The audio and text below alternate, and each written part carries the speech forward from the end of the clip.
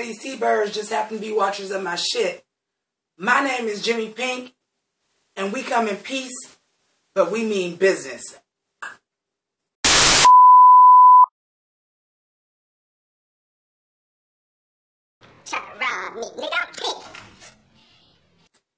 So, you guys, this was the 2018, or should I say the 60th annual Grammy Awards that we are reviewing today. And, okay, so, these Grammys. I hope I didn't bring anybody down, but I just feel like, for lack of a better word, hashtag time's up. While we're on that, I promise I'm not going to stay on the political shit, even though like there were some very powerful performances tonight, and we're going to get into that. But also, I would just also like to address, as you can see, and this was not part of the original gig, because I had a purple flower, honey. When I seen they was wearing the white roses for solidarity for women, similar to the women wearing all black at the Golden Globes, and I had white roses, I put those in my hair.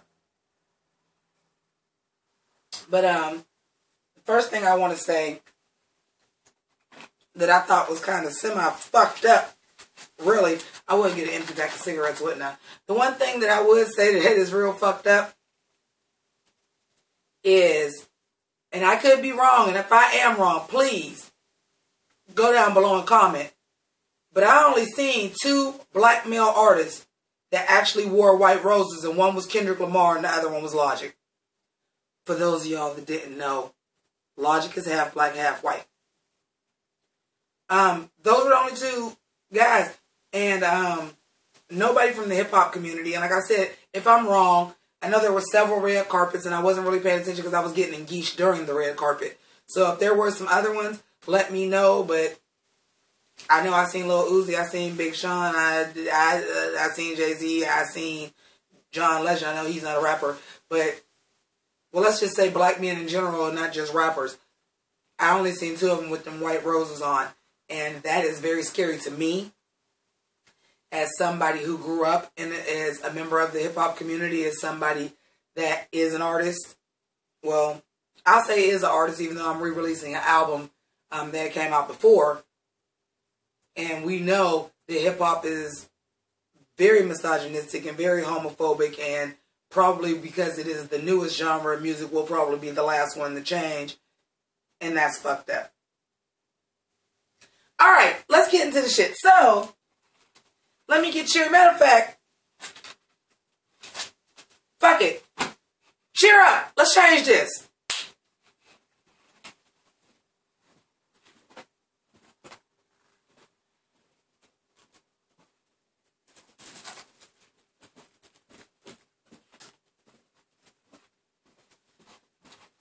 Setting myself up for failure for the editing. But fuck it. I love y'all. I'll do it. Even though I'm like super fucking tired, because there was Bruno Mars. Shout outs to you, baby, for saying that when you won your one award, even though I know you was probably coked up. Talking about, can we like pump my song a little bit more, because it's been too many ballads tonight, because there was a lot of ballads. But beautifully done ballads. And the Grammys, music is the soundtrack of our lives. That's something that Dick Clark always said. And we are in turbulent times, and a lot of people provided music right now that's the soundtrack of our lives, so there wasn't a lot of hype performances. But speaking of hype performances, can we get into the opening number? Kung Fu motherfucking Kenny. For those of you that are not in the know, that would be Kendrick Lamar. Honey, that opening number was fucking everything. Which is why I'm just like, why am I so bored? Because y'all started off on such a high note. Kendrick Lamar is a true artist, and I understand that hip-hop is in a different place now. But listen, when he puts on a stage performance, it is a full encompassing performance. So he comes out, boom, boom, boom, boom. This is a Saturday. I seen all the soldiers in the American flag. I said, oh, here we go. Here we go. Because you know Kendrick is going to get in this geesh, honey.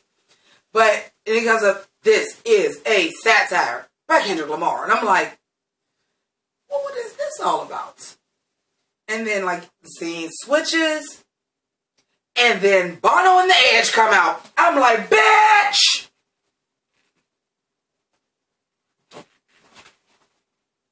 I knew that was just Twitter. It wouldn't be that asshole.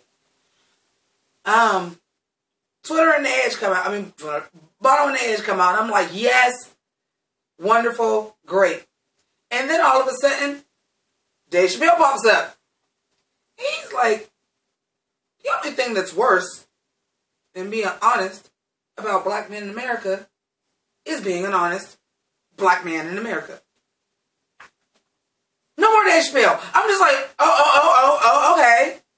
Then he comes back. I forgot what he said. I didn't write notes. But like, just the way it was put together, it was basically, for lack of a better word, a mini hip opera.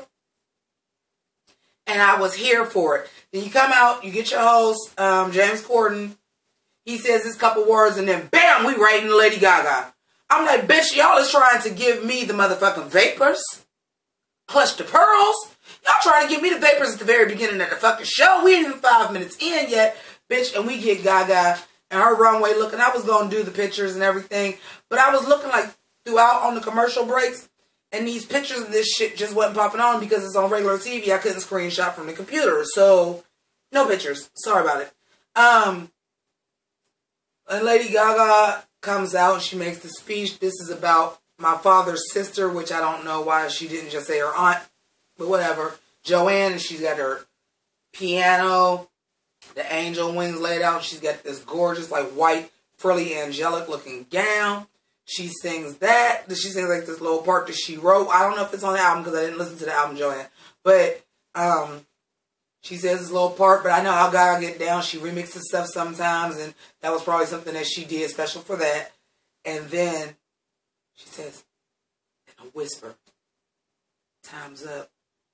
And goes into a million reasons, bitch. The wig was fucking snatched. And then, she had a couple pitch problems. But it's Gaga. She looked amazing, bitch. That eye makeup was every fucking thing. And her fucking runway look was everything. And it's fucking Gaga. So you are just giving me iconic versus iconic. And then, I gotta get back to my first page. So then we get to, once that happened, I was like, oh, here we go. The MAGA folks is gonna be mad, honey. They gonna be mad. But we go right into Best Rap Song Collaboration. Which I have to say, what I was rooting for was SZA and Travis Scott with Love Galore, even though I don't feel like that was a rap song collaboration because Travis Scott really did not rap on the song. He was really singing. Same logic as y'all call Post Malone a rapper. He's not. Just because you're singing over hip-hop beats, you can be hip-hop and not rap. Shouts to Mary J. Blige. But I don't think that should have been a rap song collaboration. But out of the songs, that was my favorite. But Loyalty won. I wasn't mad at that because I do like Loyalty. And Rihanna, bitch. Can I just say this? And my pink ladies and T-Birds, y'all know. I also want to tell y'all this. Thanks to my goddamn flu, I don't wear 1X or Forever 21 no more because the dress is big. I don't have to pin my strapless bra up. The shit is not tight around my waist. Thank you, flu. But,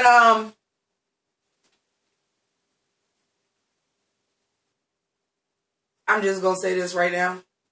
My pink ladies and T-Birds know I say a lot of things, and I say I'm not a card-carrying member of the Beyonce Beehive nor the Rihanna Navy. But let me tell you, I signed up for my card for the Rihanna Navy tonight.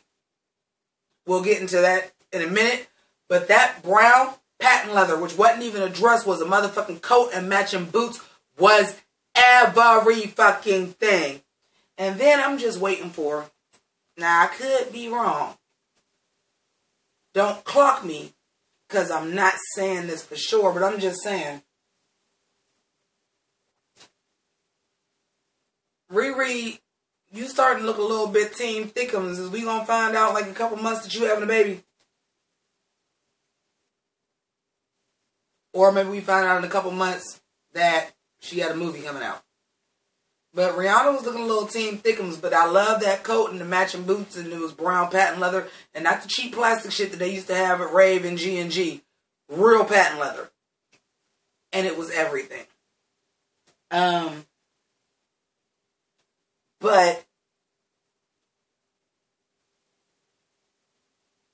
I said that then Kendrick Lamar had on a white rose. He was, for the longest, until I seen Logic, he was the only black man I had seen that had on the white rose, and I was just like, well, that's appropriate because he is probably the most outspoken, conscious rapper that we have right now.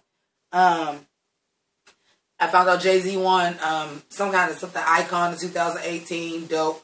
Oh, Syracuse Orangeman, is that's why you coming for Jay-Z? Cause see, you just want attention. You don't want our heart. All you want to do is have power and be famous. Let me touch on that a little bit. You mean to tell me Eminem did a whole motherfucking freestyle about you at the BET Awards that was trending on Twitter? Did a whole motherfucking 2 other tracks on his album. Went on radio interviews and said he was waiting for you to respond. But Jay-Z do one motherfucking interview and you got something to say. And then I seen Jay-Z, you know, I already knew he was nominated for Grammys, but I'm like seeing all this. I'm like, oh, Annie from New York? Annie a self-made man? Self-made billionaire? Never went bankrupt. One wife, cheated on her, came out in public, apologized for it, said, yeah, I did it, I was fucked up, I got priorities now. Has made mistakes, has been a drug dealer, has made songs misogynistic towards women, have made homophobic slurs, and apologized for all of that. To my Drag Race girls, why you mad though? Why you mad though? Why you mad though? Why you mad though? Have several fucking seats. You got an Oval Office. Line that bitch up in an Oval with motherfucking seats and have them all. But Jay-Z is looking old, baby. I mean, he old, but damn. Them kids is running them because you see Beyonce was late. And I was like, well, they are in New York. They do live in New York. And they just had twins. And everybody's like, where's Beyonce? Putting her kids down. Blue was probably always coming, but them babies wasn't coming. Alicia Cara wins Best New Artist. Even though that's not who I was going for, I seen that coming. But I am confused. And somebody brought this to my attention on Twitter. Ain't she been out for like 3 years? I said, ain't Lil Uzi been out for about 3 years? What is the actual criteria for Best New Artist? Because I remember when Alicia Cara came out with Here. And that was a couple years ago. And Scars to Your Beautiful made my worst of 2017 list. But clearly in the list I said that song came out in 2016. Even though this is the 2017 Grammys. I was confused. But out of all of them, I would say that she had the best year. So I wasn't mad at that. I was okay with any of them winning besides Lil Uzi Vert. And can somebody please get Lil Uzi Vert some goddamn media training?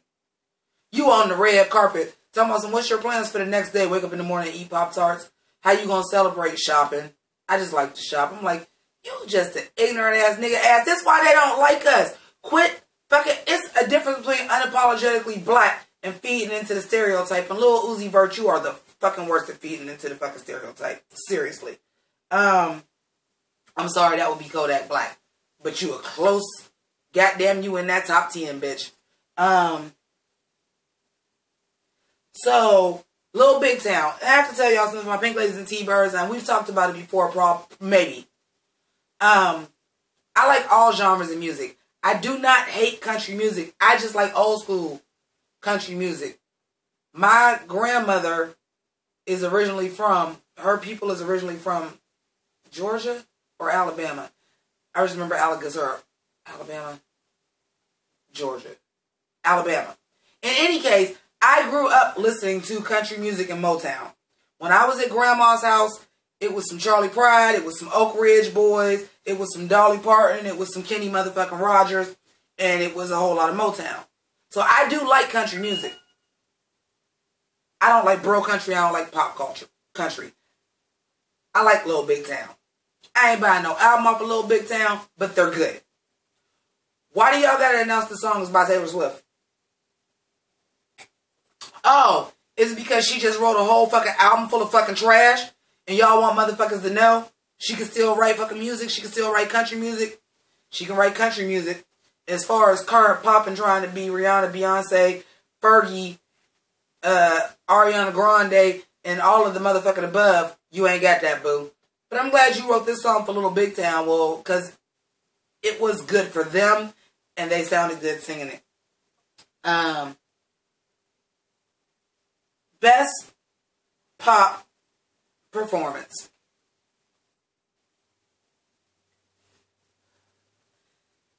We're wearing these white roses. All female category. People are mad Pynk didn't win. People are mad Gaga didn't win. I was mad Kelly Clarkson didn't win. Because she sung her ass off on that Love So Soft. Do you hear me? It was also on my top 15 in 2017, which we had a lot of problems uploading. And who wins? Ed Sheeran, Shape of You. I don't hate Ed Sheeran, Shape of You. At all. That shit bop. But for the 5 songs that were nominated for Best Pop Performance, nah, bro, you was the weak link in that group. You was the weak link in that group. Your performance on that song was the dullest. It was the least musical. There was no flash and no fucking flair on it. Because it's not Best Pop Song, it's Best Pop Performance. You was the weak link. And you won. It's the Grammy, folks. They gave Best Hard Rock Performance to Jethro Tull. Keep up. They don't know what the fuck they doing all the time. Despacito. This performance. As much as the song is overplayed, it was everywhere. So you deserve to be there. You deserve to perform at the Grammys. All that.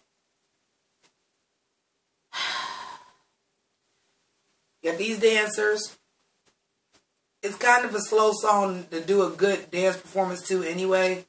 But then you have this featured dancer dressed in gold who couldn't catch the beat if she had a goddamn catcher's mitt and a butterfly net. All the way off beat. And that's your featured dancer. Bitch wear. No. Next. You know who I was here for. Pynk Ladies and T-Birds. I talk about him all the time.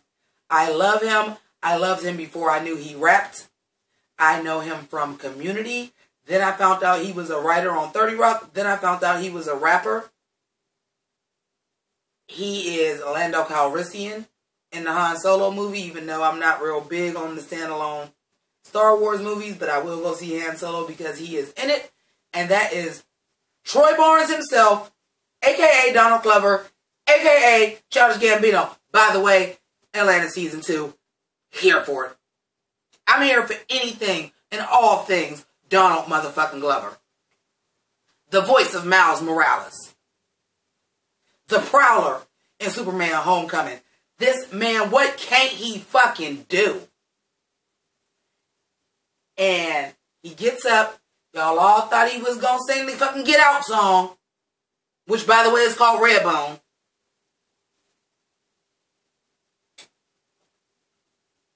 And he gets up and sings this song. What's it called? Terrified. Simple setup. Round stage. No big flashy stage. White suit. And sings his motherfucking ass off. Then he brings out this little boy who fucking slays, who won the fucking Grammys, by the way, because that's who everybody wants to know, who was this little kid. I'm doing this whole review. Y'all motherfuckers ain't even let me know with one fucking earring on. Oh, goddamn. That's what happened when you on the Lambrusco. One damn earring on. You want to see what I look like? Look at the promo picture. Just gorgeous. And then somebody tweeted, and I never got confirmation, because I never went back to look it up, that everybody that was in his band, who, by the way, are called the Simbas, because, by the way, he's also the voice of Simba in the live-action Lion King. He is everything. But the band, the Simbas, apparently are all made up of other fucking comedians. Because, by the way, he's also a stand-up comedian. What can't this man do? I can't gush about him enough. To quote Cardi B, he gives me butterflies in my stomach and my vagina. I love him. Enough about Donald Glover, though. I even remember myself a note. You gotta download Terrified, bitch. That's the new joint. Dave Chappelle presents Best Rap Album. And Dave Chappelle is always gonna go off script. No matter what. He didn't during Kendrick Lamar. But he's always gonna go off script. Honey, when he came out and he started, you got to be a certain level of a certain student, of a certain listener in hip hop. It's like, what's the shit with the listen? I already knew he started because he started naming the lesser known ones first, and I'm like, I know these names. And then when he said, occasionally Busta, occasionally Consequence, Q-Tip, and rest in peace Phife Dawg, A Tribe Called Quest. Let me let y'all into a little tea because I know my audience is not hip. A Tribe Called Quest is what we would call, for the drag girls, they are legendary children in hip-hop, honey. And they released the album for the first time together, like, after years. One of the key members passed away last year. I'm sorry, the year before last. The year before last. And this album was high critical acclaim. High critical acclaim. Shoe-in for the Grammys for Best Rap Album, and it did not make it. It was snubbed. And most hip-hop fans feel like it was snubbed. So Dave Chappelle coming out and giving them their props before he read the nominees for Best Rap Album was fucking huge for the culture. Oh, yes. Honey, I'm representing everything. I got my white roses. I got my afro. Like, we doing it all, baby. Pynk. When Pynk first comes out, oh, I'm sorry. I'm leaving that out. Kendrick Lamar wins Best Album. Gives shout-outs to Jay-Z. Shout-outs to Nas. Very respectful. It's a reason why he got a song, Sit Down. Bitch, be humble. Because Kendrick Lamar is very humble.